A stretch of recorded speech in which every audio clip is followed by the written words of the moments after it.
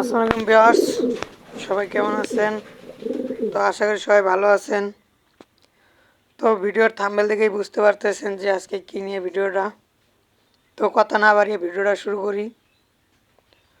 তো আজকে আমার ভিডিও বানানোর মূল উদ্দেশ্য হইতেছে ফ্লাইং লফট। তো অনেক দিন ধরে বলতেছিলাম যে ফ্লাইং লফট তৈরি করব। তো অবশেষে আজকে বানিয়ে ফেললাম। তো কি কি লাগছে, এমনকি কত টাকা খরচ হয়েছে, তো আপনাদের মধ্যে আমি আজকে বলবো। তো ফুল ভিডিওটা দেখার জন্য অনুরোধ করা হইল। তো প্রথমে আমরা ভিতরে যাই, ভিতরে দিই। তো রেসার আছে এক জোড়া, আর দেশি কিছু কবুতর আছে। এখন এগুলা বাদ দিয়ে আমরা মূল উদ্দেশ্যে যাই।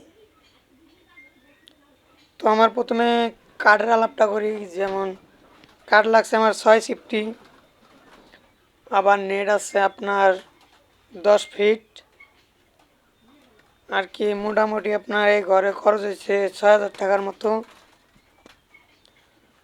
তো ঘর বানানোর ফুল ভিডিওটা দিতে পারি নাই, কারণ কাজে ব্যস্ত ছিলাম, ভিডিও বানানোর সময় পাইনি। তো আলহামদুলিল্লাহ 2টা রেসার আছে আমার, আরও কিছু রেসার ঢোকাবো। তো প্রথমে একটু দেশিগুলারে পালা পরে যখন দেশিগুলো একটু বেশি হবে, তখন আর কি দেশিগুলা বিক্রি করে গিরিবাজ তো অন্য অন্য কবুতর ঢোকানোর নিয়ত আছে। তো আমাদের এদিকে কোনো মনে করেন আপনার রেসিং ক্লাবও নাই, কোনো কিচ্ছু নাই। তো আমরা রেসার আর কি সাধারণত শখ করে বুঝতেছি, যদি ভবিষ্যতে ক্লাব হয়, ক্লাব যদি হয় তাহলে তো ভালোই, আর না হইলে করা কিছু নেই। তো আমার বাইরে কিছু কবুতর রাখা আছে, ওগুলার ভিতরে এখনো ঢোকাই নেই, কারণ ওগুলোর বাচ্চা আছে।